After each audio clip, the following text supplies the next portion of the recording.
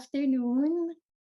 I hope everyone's having a great afternoon, a great Friday for everyone. Would like to welcome you to our very first Learning Forum series this year, 2023. So again, welcome to How to Think on Your Feet, Improv Skills for Business. So again, we are just a few numbers of people here, but we really appreciate you guys coming in and joining us this afternoon on this webinar. Now, I know not a lot of people are really familiar with improv skills, especially if it's related to business or to one's professional development.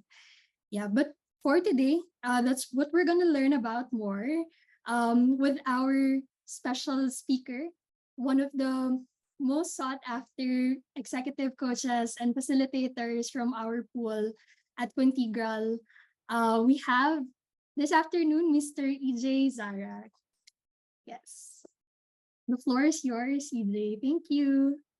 Thank you, Ali, and good afternoon, everybody, and welcome to our How to Think on Your Feet Improv Skills for Business. And I'd like to thank everybody again for cutting out an hour of your time to join us for today. So Ali, thank you also for your support, and of course, Rafida, who's part of the Quintigral and Trainocate team. So in behalf of Quintigral and Trainocate, we would like to thank you all for registering for this particular webinar. Let me share my screen now. And I would like to ask Ali to give me permission to share my screen, please. All right.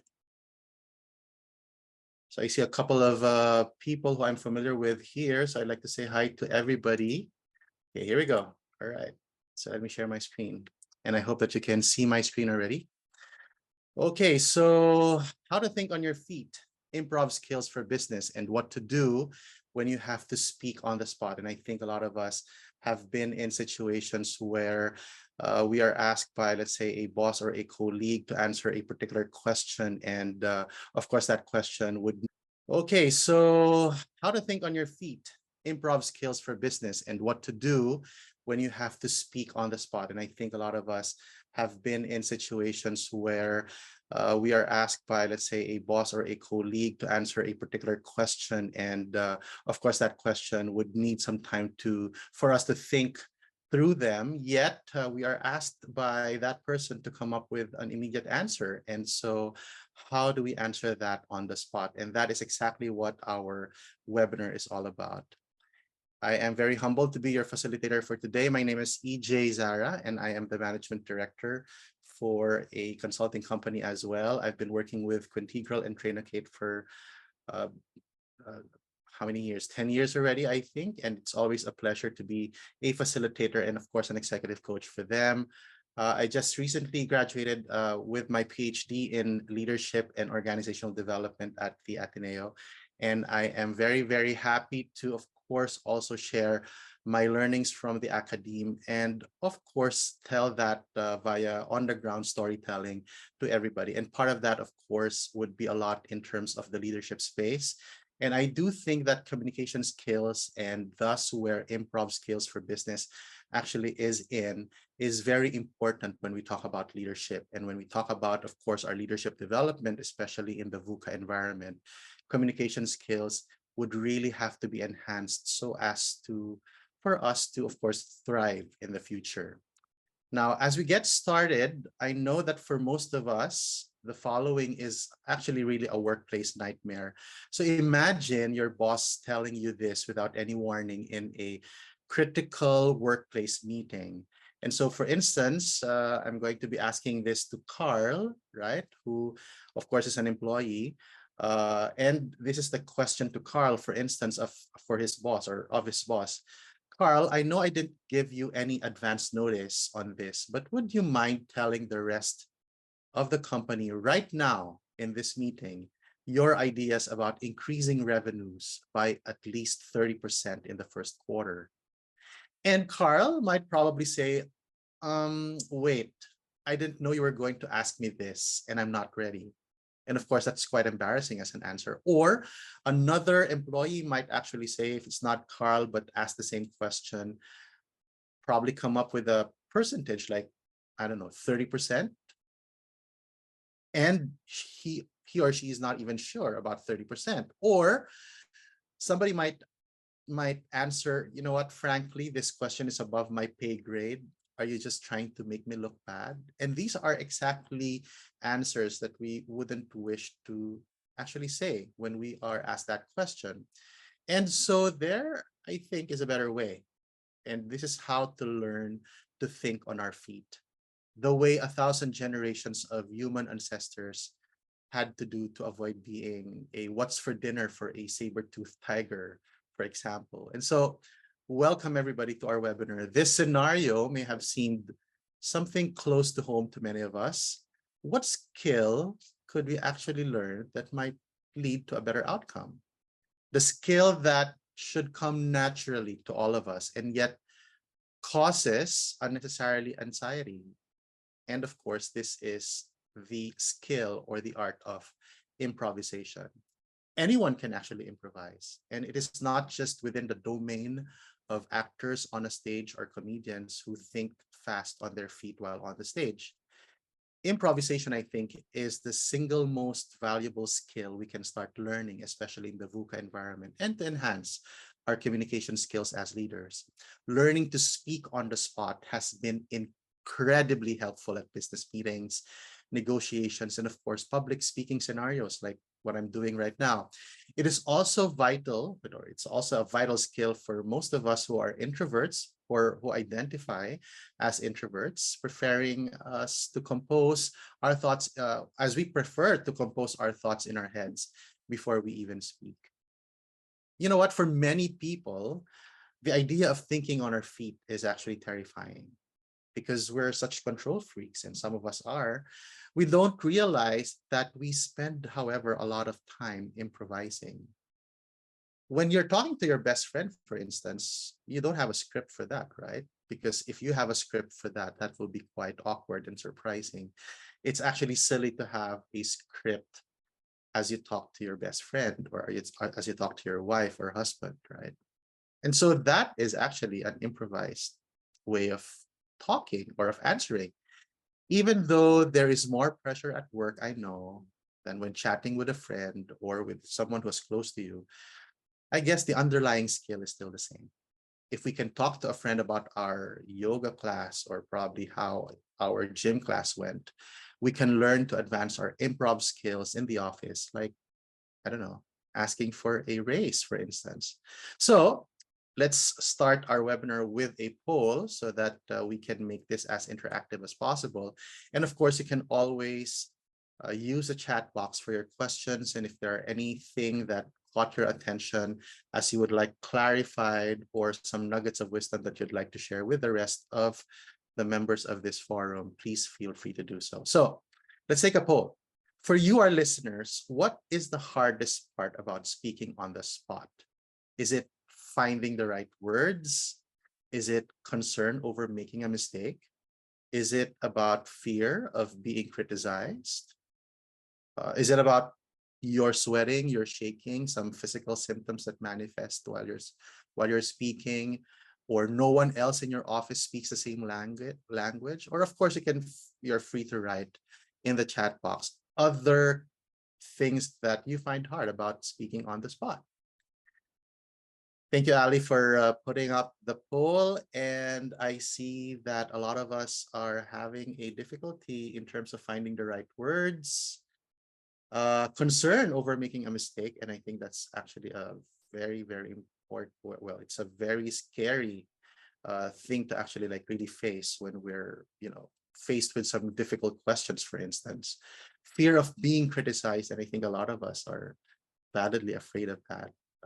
And others, there is one who wrote in the chat box, and let me just try to do that. No background about the topic, as what Reggie has mentioned. So thank you very much, everybody, for your responses to the poll. And hopefully after this 1 hour webinar, there will be some things that can help you, or you can pick up some things that can help you alleviate some of these challenges that you face about speaking on the spot. All right. So by learning how to think on our feet, hopefully we are able to face these challenges. And the research from Harvard Business School shows us that it is more effective to channel our nerves into excitement instead of trying to feel nervous. Yet, that is easily said than done. It can be helpful to adjust the message you say in your head, probably a change in mindset, as they say. Like instead of probably thinking about all eyes are on me and I'm going to sound stupid, to something like I am excited to tackle the challenge of sharing my ideas at this meeting. And frankly, so ladies and gentlemen, I was telling this to myself as I started this particular webinar. I am really excited to tackle the challenge of sharing my ideas with you in this webinar. Since I identify as an introvert, and yes, some facilitators like me would, of course, test to this. Most of us are introverts. Speaking on the spot is out of my comfort zone. But as a muscle, and in doing webinars such as this one, I'm constantly looking to actually practice that muscle. So practicing improv is the equivalent of going to the gym to stay in shape. Also, I think a lot of us, and I think that actually appeared in the poll, a lot of us have the fear of being criticized or concerned over making a mistake. And probably because of our comfort levels as regards, well, the English language, because English is a second language for us, for most of us. And this actually is adding to a layer or adding a layer of challenge in terms of speaking on the spot. Everyone who's more adept probably with the English language can speak faster than they can comprehend English. And so I was told by one mentor before when I was still starting out as a facilitator, when it is appropriate, it is always safe to say English isn't my first language. So it would be helpful if you would speak more slowly. Also, we may have a brilliantly worded answer in our head in our native language. And I suppose that a lot of us here are Filipinos. And as you know, there is sometimes a challenge as we translate our Filipino answer to the English language. So when we try to say it in English, it doesn't convey exactly what it means.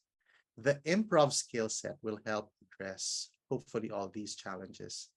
Yet I'd like to reiterate that learning and practicing improv skills rather would of course be two separate things. It's one thing to learn it and another thing to practice it. And for me, practicing, of course, will be a great way to boost your confidence when we are faced with the unpredictability of, well, questions that may come up in the workplace. So let's look at our agenda for today. First, we will address key improv concepts, then handling criticism on the spot. How do you handle criticism on the spot now? That is a challenge for a lot of us. How to use our voice, nonverbal communication, how to enhance our relationships at work so much that we can make this as a safe space to, well, commit a mistake if, of course, well, inevitably we do. Developing an improv mindset, and finally, we'll take some of your questions and hopefully we are able to finish all the things that we have prepared. Ali, myself, and Rafida were able to prepare for all of you today. So let's dive in and talk about the key concepts of improv. And we'll start with things that we know already. So earlier, I mentioned that we all improvise every day. If you remember that, right? I mentioned that we all improvise every day. And one of the most fundamental precepts of improvisation is actually something that we need to develop more and more each day. And I know that this is a given skill because a lot of us would probably say, of course I do that, right? How can I do that? How can I not do that? I have two ears. And I'm talking about the improv skill or the prerequisite to improvisation, which is to listen, right? Listening. Yet, as we all say, sometimes we do not use our ears versus our mouth, right? in that 2:1 proportion, right? There is, I guess, a reason why the divine gave us 2 ears and 1 mouth, right? To actually use in that proportion. Sometimes in our ardor to get our point in, we talk over each other. And that is, well, one of the key concepts of improvisation. We need to master the art and the science of listening.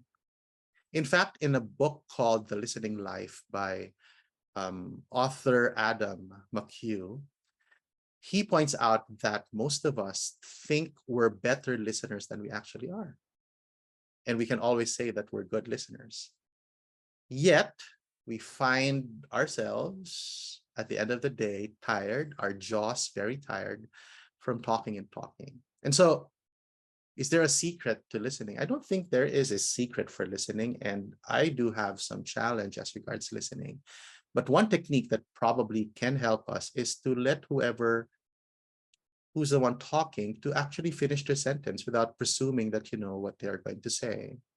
Yet sometimes that is also a challenge in the real world because some people don't know when to stop as well, right? So you don't know when they're going to stop talking. But being patient and just like really trying to listen to them without entertaining that thought that I need to speak now, I need to speak now, is one technique that we can actually use as a, well, precedent to improvisation. Listening is a precedent skill, right, in terms of improvisation. Another technique in terms of listening is to count to three in our head after one has finished speaking before we say anything. And I know that in a lot of leadership modules that you have attended or even facilitated for some of you, we talk about listening all the time. And yet we don't get tired of it because listening is such a basic skill where a lot of other human skills are, well, based on. And if you ask someone how they're doing and you nod your head and say, uh-huh, during their answer, but immediately change the topic to yourself, I don't think that's listening either. So listening actually, or active listening, or as Stephen Covey has mentioned, empathic listening even, is a key concept in improvisation in such a way that good listening skills leads to good improvisation skills. Now, we do not just listen with our ears, we listen also with our eyes. And this is the concept in psychology, and this is part of improvisation and a key concept as well in improvisation. And this is mirroring. And one of the exercises that I love having my participants to do when I'm in face-to-face meeting, or even in the acting world, because, well, of course, some of us were doing some stage acting while we were in college. Two people physically mirroring one another. I'm sure you've heard of that particular activity where you stand across from each other and you copy each other's movements, sort of like Simon Says, but not talking and just like really looking into the other person's eyes and just mimicking what the other person is saying. Is that useful in business? Well, in psychology, mirroring is a perfect way of listening as well. Mirroring is paying close attention, picking up cues, nonverbal to be exact, and letting your conversation partners feel heard and seen. It's sort of like sensing on a deeper level.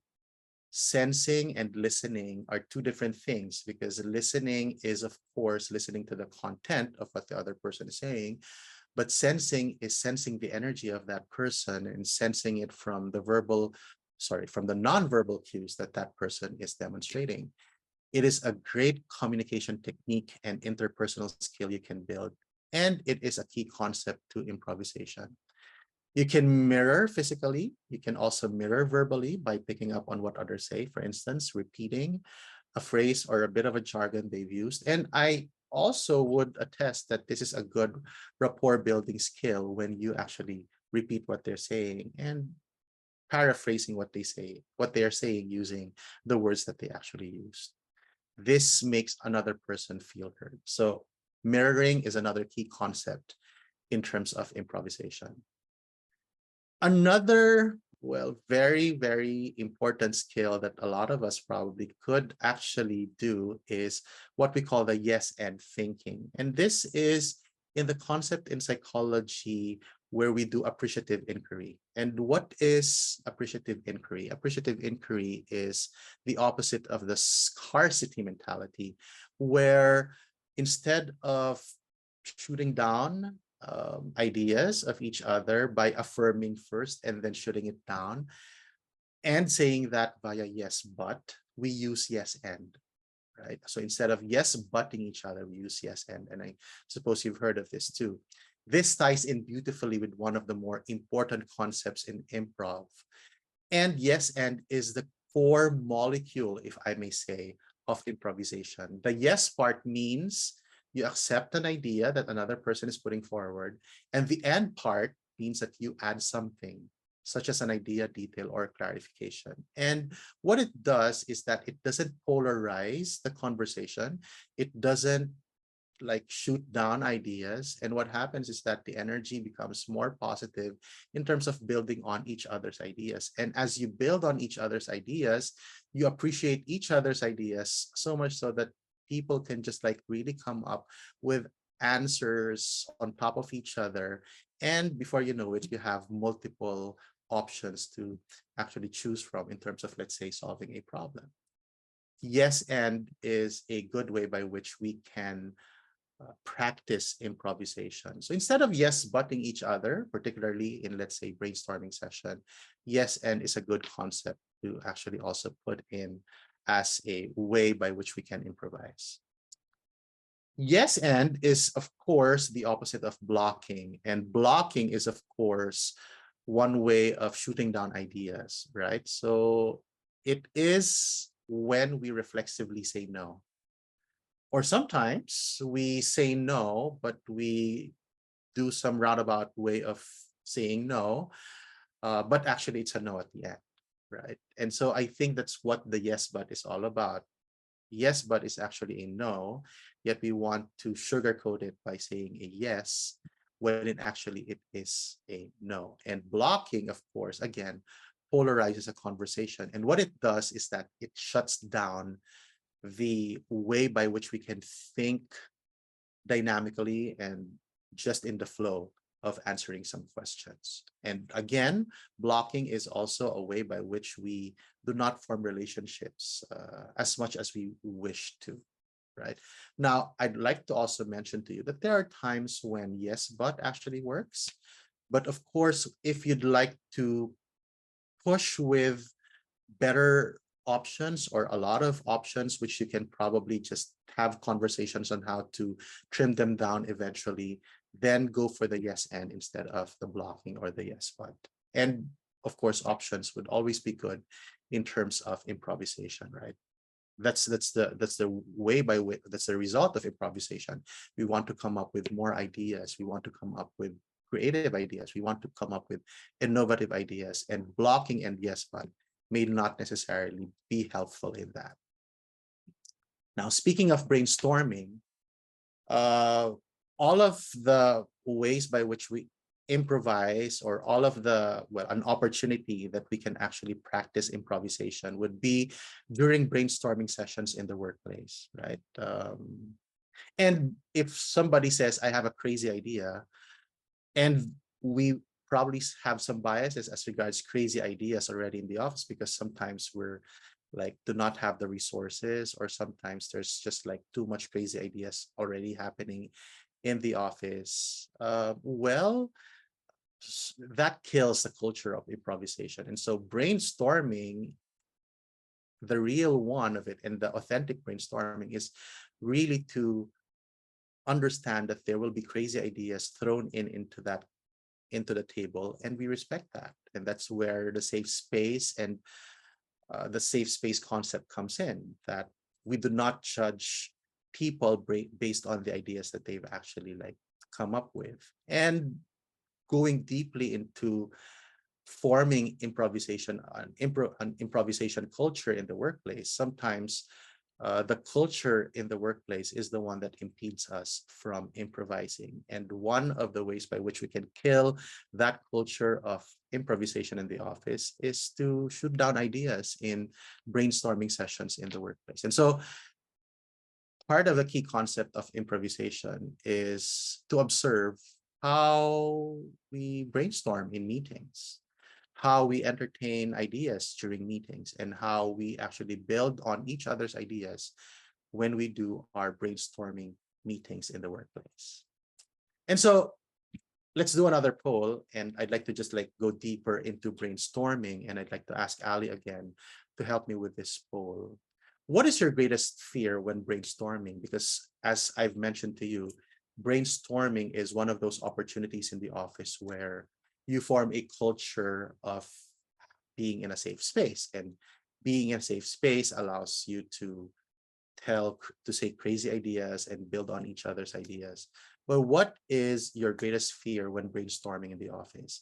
Again, is it about looking stupid or not having ideas, or people will laugh at you, or my suggestions getting shot down, or boss hits ejector seat button, and other things, other reasons? What and I'd like you to look into the culture of your workplace. What is your greatest fear when brainstorming in the context of your own workplaces? Right. And we may have some deep reflections out of this, right? So I guess not having ideas is winning, right? 5/8, 6/9, and my suggestions getting shot down. And sadly, again, when we actually have a culture where our ideas are shot down, or when we have probably ideas that we've actually like shared before and then it was shot down, that leads to not having ideas, because we may have some ideas, it's just that we're not verbalizing them, because as we verbalized them before and we're improvising on ideas, it got shut down. So that is something that we need to look into as far as improvisation is concerned. Improvisation, or the fear of it, uh, can actually be well affected by the culture that we have in the workplace. And it's something that I guess a lot of you can look deeper into. Why are we not having good ideas in the office? And why is it that people cannot answer well in the office? Why is it that people are afraid to think on their feet? And maybe that's something that you can also look into. So some tips on brainstorming, just so that we are, well, we're in the topic anyway. So some tips when brainstorming, just so that we activate a culture of improvisation and improve on it and increase the energy and not polarize conversations, would be having a facilitator in the brainstorming session. Like a facilitator can call on everyone, remind everyone of the ground rules to start, stop, stay on, to start, stay, stop on time, and to respect each other's ideas, or probably throw out a ground rule there of, well, let's do a yes and instead of a yes but type of brainstorming. Give advance notice to people that this is the topic that we will be discussing in the brainstorming session. Can you already think of probably responses to this problem or recommendations, so that when we come into the meeting, we'll just tally them. Use use others as comments as springboard, and this is connected with yes and. Again, listening actively to each other and trying to understand where the other person is coming from and why it is a crazy idea from his end.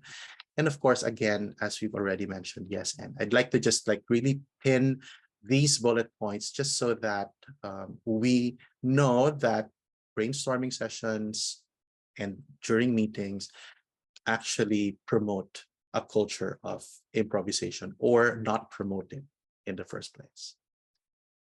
And of course, an important aspect of brainstorming is trusting that all of our office mates, trusting that we also, and I think that's more important, trusting that we know what to say and do, right? Remember, when you're in a brainstorming session, you earned your seat there. And so if you earned your seat there, just trust yourself that, well, I can give a lot of my ideas here without being shut down. And I hope that I can also give that energy out to other people. Right? It's actually really a balance of when to say things and when not to say things. It's actually a balance of an awareness when I'm already talking too much or I need to listen too. right? And I hope that you don't get the idea that improvisation or thinking on your feet makes you talkative. It's not that, because again, as I've mentioned a while ago, you need to listen first before you can respond, right? And so just make it as strategic as possible, right? Thinking on your feet has to be strategic. It's not like you just really want to say something, right? It's that's not the message that we're conveying. It has to have some foundation. It has to have some basis as well. And the way to do that is to listen to each other, right? To listen well to each other.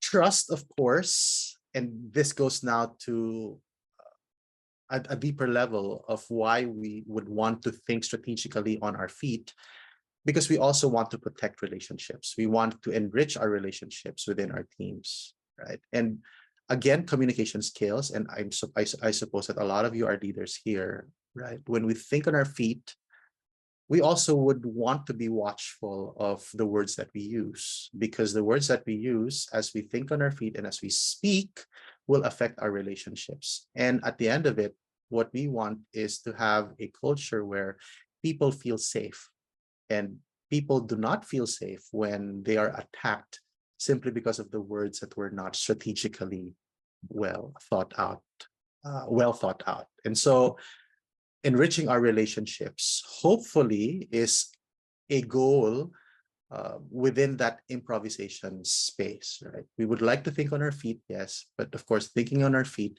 does not give us an excuse to just use unnecessarily words that will not enrich the relationships that we have within our teams. Right? And I just would like to mention that as a big part of our conversation today. Um, be unflappable. And what does this mean? We get into sometimes superhero territory, like we are unflappable. We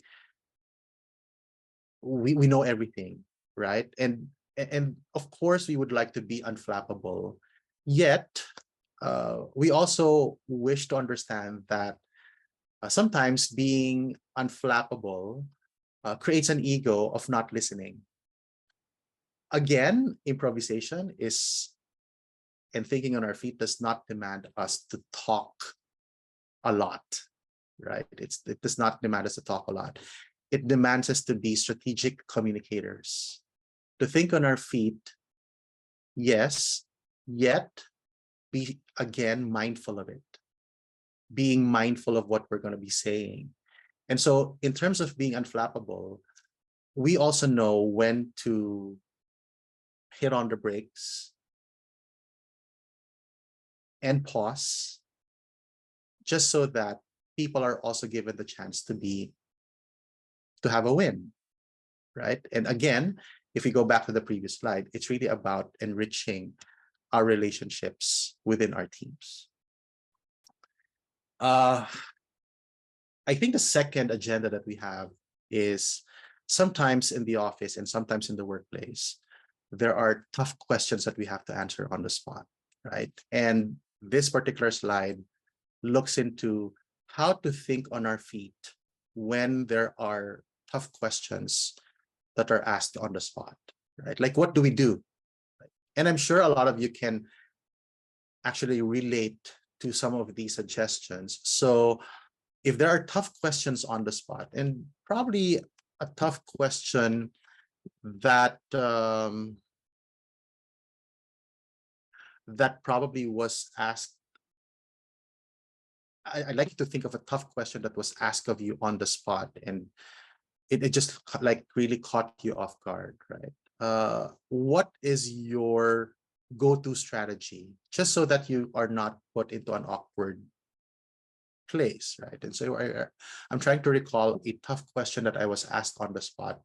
And among these, my default is to actually ask for other people's thoughts first, right? Because as a facilitator, sometimes I'm asked tough questions on the spot while I'm running a class, and I need to research and try to find answers in the crevices of my mind where I can find that answer. And sometimes that takes a bit of time. And so my default is to ask for other person's thoughts first while I'm thinking about my answer to that question.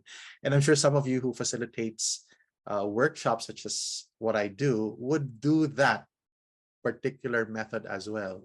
You ask for other people's thoughts first before you answer on your own. And I do this a lot when I run my coaching programs, right? When I have like coaching in the workplace programs, because coaching in the workplace is such a, wow, it's such an important skill, and you need to handle it really well when you're in class. And sometimes there are questions that you wouldn't know, you do not know the answer because you're also probably struggling with it as a human being. And so my default is to ask for other people's thoughts first and then probably lift my answer out of those thoughts, right? Or some people use humor, right? Some people use humor. Some people would like to inquire more about the question just so that the question gets clarified even more, or probably have a disclaimer about like saying, this is what I know, and I'm going to say what I know about it. I know that I'm not an expert on this, but this is what I know about it. And tap into relationships with other party. And how does this sound? For instance, that's what I like about you. You always ask me the easy questions, right? So you're putting humor, and then you're also demonstrating that, you know what, we're friends. I was not expecting this from you as a friend, but that's what I also like about you, because you actually ask me tough questions, and I like that, right? So probably also some flattery out there.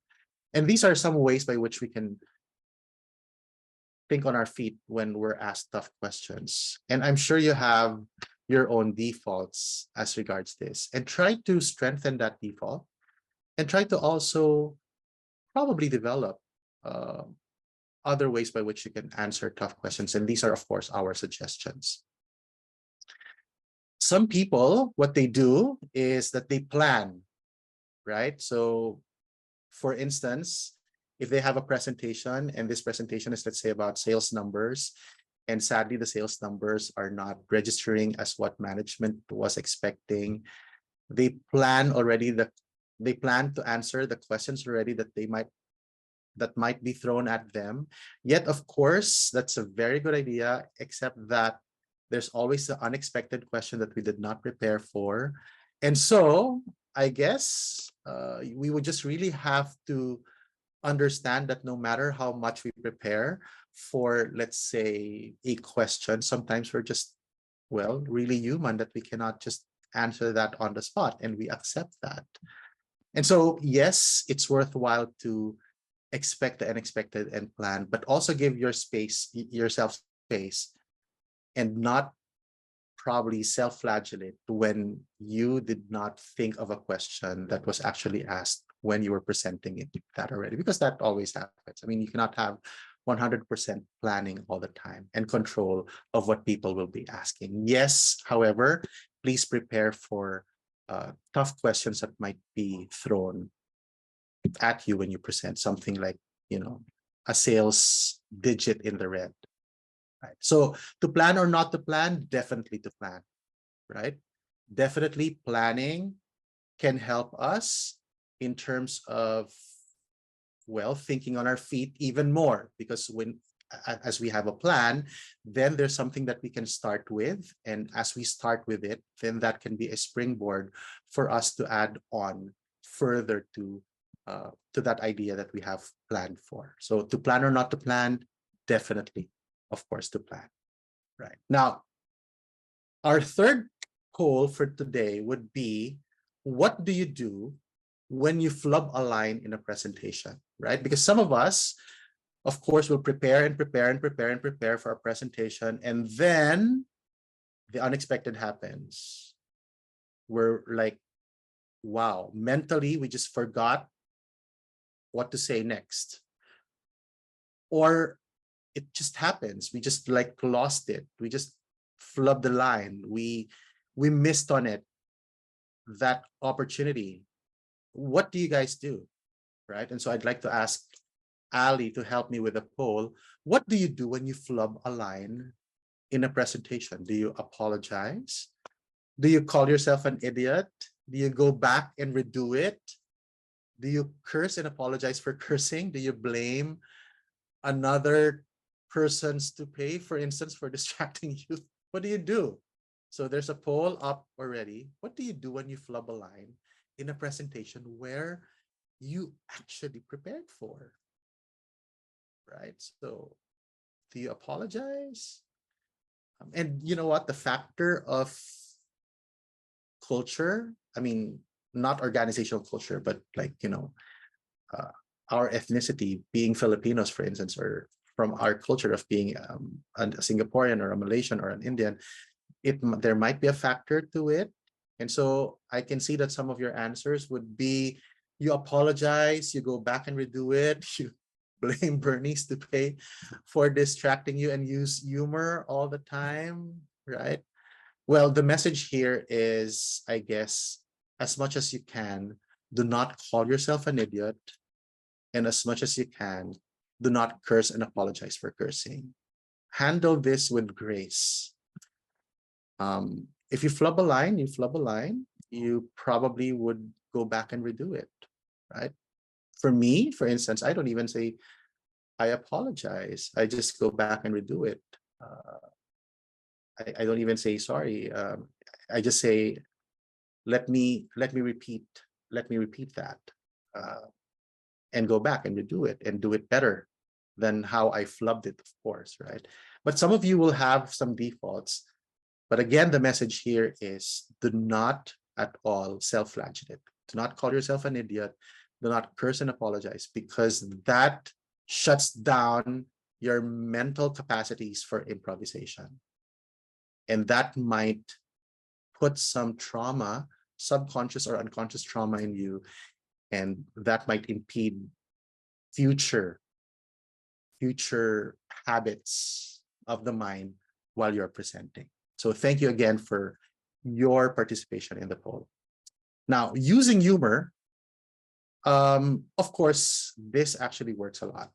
Uh, it really is a good, it really is a good strategy when we're flubbing a line, or generally like when we could not think of an answer yet, we use humor, right? Just so that we stall. So if we cannot think on our feet quickly, we use humor out of it. Yet, I'd also like to mention that we use humor strategically as well, right? Because sometimes, as we use humor all the time, people probably may have an impression that we're not someone to be taken, we're someone not to be seriously taken. And I have had some coaches, because I'm an executive coach. I have had some coaches having trouble with this because as they used humor all the time, they're now given some bias or are victims of bias, so much so that they're not taken seriously. And so let's also use humor strategically as we think on our feet. And when I say strategically, be mindful of when the right timing to use humor, when to use it, probably. And of course, stay out of the not so wholesome humor, right? Stay out of it. Stay out of green humor, because that normally backfires on us, especially now that we have, of course, some ethics to actually also face when we're in the office, right? Now, one of the toughest way by which we're caught off guard and having a hard time to think on our feet is handling criticism on the spot, right? Like, how do you handle criticism on the spot? And well, these are some ways by us. What can we do so that we, or what we do not do when we're criticized on the spot, right? So do not insult the critic, right? Do not turn the table on the critic. Try as much as you could, of course, try not to explain why you did what you did and justify, because that comes out as really defensive. Do not take it personally. Do not get dramatic about it. Do not lose your cool. Do not blame anyone. Do not make excuses. A lot of do nots, right? And well, actually, I really do not like to dwell on the do nots as much as I'd like to go and focus on the do. So what can we do? Because I'd like to move forward, right? Make it, my favorite here is be specific. Ask for specific situations, right? Because sometimes the feedback that was given to you may not be as specific as you'd like it to be, right? So when a person tells you, you know what, you hardly listen to me, that might be a tough feedback given to you. A good response to that is, I'm interested to know more about that feedback. Can you give me specific situations when I demonstrated that? Right? And this is my favorite, because most of the time when we're given feedback, it's really general feedback, like what I just said. An example would be, you know what, you don't listen to me, or you hardly listen to me. And so my default or my favorite way of dealing with that is, well, number 3, be specific. Can you tell me a particular instance when I did not listen to you? And when I remember that particular instance, I'm not going to be justifying. I'm going to reflect on it. I'm going to thank the person for stating that, because if he or she gave me this specific situation as basis for that constructive feedback, I know that that person is really taking notice and not just criticizing me. And I know that that person really wishes for my moving forward, because he or she gave a particular situation where I really wasn't listening. And if I really agree that I wasn't listening during that part, the time, I will apologize. Even I will not even justify. I'll just apologize. But I'd like to, first and foremost, I'd thank that person. Thank you for mentioning that. I was unaware during that time, and now that I'm aware of it, then make it forward looking, moving on, moving forward. I'd like to improve on it, and I'd like to request your feedback as I improve on it. Right? So these are things that I guess can connect us to a more human level, instead of justifying, instead of like defending ourselves. And that's part of my development. I know that I'm still a human being, and I have a lot of things to learn about, connecting on a human level. And constructive feedback, or receiving constructive feedback, is actually something that we all need to learn how to think on our feet gracefully. How do we get out of it gracefully? How do we answer that gracefully? And these are some of our suggestions. I hope that what I've given you as well, what I will do, can also be a source of reflection out of what you will be doing when you're set with that particular situation. A lot about communication and improvisation is, of course, your voice, the volume of your voice, the breathing part, your pacing, your pauses, your enunciation, your upspeak, your verbal tics, your tone, your emotions, the way you actually make fun out of a conversation, right? So use your best voice. Again, I'm really a big fan of strategic and mindful communication. So I am aware, I'd like to always be aware of the words that I use. And as I choose a word to use, I also immediately look into the best way to communicate that word. Do I pause before I say that word? And you might probably be observing that as you're observing me right now. As you're observing me right now and how I speak, you know that there are certain words that I enunciate more, that I put some drama into, that I that I breathe first, or I breathe first before I say something. And I practice that because my intention is for you as my audience to get the best out of what I'm trying to say. And so it's not just thinking on my feet. It's not just improvising for the sake of it. It is really at the end of it, my intention of what I would wish the message, or how I wish the message to be received by the audience. And that takes practice. So use your best voice. Sometimes you need to record yourself. I'd like to thank Ali that she is recording this particular webinar. And I do, even if it's awkward, I do watch myself in a recording just so that I know how to improve myself better. And if there were words that I used that could have been non-verbally stated, sorry, that I could have been combined with a better voice, a better volume, a better enunciation, then I learn from it and take note of it and see how I can do that better, or in the succeeding workshops or webinars or conversations that I do. Right. So use your best voice and try to find that, the sincerity of your voice, the sincerity behind the word that you're saying, and the authenticity of you as a human being. So master your nonverbal skills as well. Master your eye contact, master your facial expressions, master your hand movements. Now I'm being aware that I'm using my hands too much. And so as I become aware of it, I try to then relax, right? And sometimes the number of slides that I need to still discuss make me fidgety. And I am aware of it. And I know how it manifests on my nonverbals.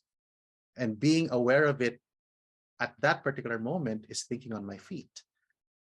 And that's when I relax and just try to convey the message of the slide and where I am and what I'd like my audience to feel and receive. So master your nonverbal skills. Again, all of us will be a work in progress, as you know, looking into our facial expressions, our posture, our hand movements, our eye contact, and the way that we talk to people using our nonverbal skills. Right? And as we go into our last 6 minutes of this workshop, right? It's really about thinking on our feet is really about building strong relationships. The reason why we would like to think on our feet and improvise is, again, not to just really have an answer just for the sake of it, right? The intention of thinking on our feet is, how do I balance thinking on my feet, and yet the intention is to build stronger relationships, right? So we must truly listen and take in another human being, aim to identify their underlying needs as well as their overtly expressed ones, set the stage by highlighting verbal and nonverbal messages to connect with them better, and discussing and discuss and try to figure out how to listen and how to observe better. These skills are essential for building strong relationships, of course, with our office mates in the workplace. I like this word, right? I like the word meaningful, right? How do I connect meaningfully? How do I connect with my audience? How do I connect with people through my communication skills? And as I think on my feet, again, the intention is connecting meaningfully with them. And that makes my improvisation meaningful and strategic and connecting with people. I think we have a last poll, Ali, right? I think we have the last poll, and this is, of course, gliding now back into the last 4 minutes of our workshop. What's the best way to build a work relationship? So, for you, what's the best way to build a work relationship? And connecting that in the context of how to think on your feet. Um, do you share experience with each other? Do you show sincere interest? Do you give credit where it's due? Do you collaborate on a project? Do you give standing ovations for every idea? What's the best way to build a work relationship? And I'm anticipating that there are a lot of other answers here, right? In the context of improvisation and thinking on our feet. What's the best way to build a work relationship? For me, the best way to build a working relationship is proper, professional, yet human communication. And that's my answer, right? And a lot of you are saying show sincere interest, finding the authentic you in terms of your communication, finding the authentic you in terms of thinking on your feet, right? And not being pressured by what other people are expecting out of you. It is to find your authentic you. And as you find and go deeper into your authentic you, then you will have answers that you know deep within you and you can share with others. And I think that's a way by which we can always, well, get and take from our authentic selves, right? Sometimes even improvisation is very unconscious because if we just really look inside us and see and know ourselves authentically, we know where we stand. And all we need to do is to verbalize where we are and where we stand at particular topics, right? Um, improvisation is also about praising other people for doing a good job in terms of thinking on their feet. It's also to recognize best practices in others as they improvise. And so observe people, how they also think on their feet and learn from them and take on their best practices and see how you can adjust and adapt yourselves in terms of these best practices and learn from other human beings in terms of how to be better communicators. And as we end, um, these are some of the things that I think can help us when we're improvising. Let's break the ice. But know that sometimes it's not immediately breaking the ice. It's just allowing the ice to melt. And so when you're having a hard time improvising, try to break the ice. Ask questions first. Find common ground with the person that you're talking to. Show interest in what the other person is saying. Listen. Be a positive energy toward that person. Use humor. Make good introductions. Seek introductions. And, well, ask for advice because people would wish to be needed as well. Improvisation is about breaking the ice. Improvisation is about making or trying to melt the ice so much so that you can enter into the space of the other person, build that relationship. And in building that relationship, then we can have better communications in the future. It might not be working at the start, yet in the end, hopefully, you can further yourselves into a good relationship with good communication. So it's actually 4:30 and I'd like to actually end here because I don't want to take a lot of your time. I hope that you've learned something out of the 1 hour that we were together. And I do hope that we made you more reflective rather than just like really looking to the skills of improvisation. I hope that you were taken into a deeper level of consciousness in terms of how we communicate and how we improvise.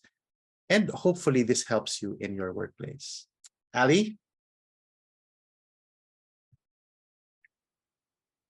Yes, again, thank you so much, EJ, for that very insightful um, discussion that you did this afternoon. I know a lot of people learned a lot about improv skills, and even I myself, I was also under the impression that improv skills are just for like acting or in theater. So it's really helpful also for everyone's professional development. Again, thank you so much, everyone, as well, for joining us this afternoon. We know that every one of us is very excited also for the weekend. So, thank you for sharing your time with us, spending an hour of your time with us today.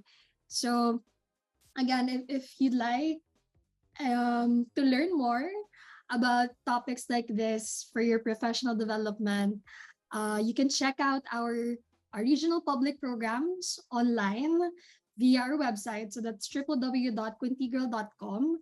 Or for more inquiries, you can also connect with us through our Facebook page. That's Quintigirl Asia. On our LinkedIn pages, we have Quintigirl Philippines and Quintigirl Singapore, and also through our email, that's solution@quintegral.com. And we're always welcome for everyone's inquiry or comments and suggestions, also for other topics that you want us to do for the next upcoming months this year. So that would be really appreciated. Okay, and of course, before we let you guys go, we would love to hear your feedback. You can scan the QR code flash on the screen. Tell us what you think about this event. And again, while you're filling up the evaluation form, we would like to thank you again for joining us this afternoon. We really hope that you learned a lot from this webinar, and we hope that you continue learning with us on our next Learning Forum series this year. Again, thank you and have a wonderful weekend, everyone. Have a wonderful Friday. Thank you. Bye, everybody. Thank you very much. And take care, everyone. Bye.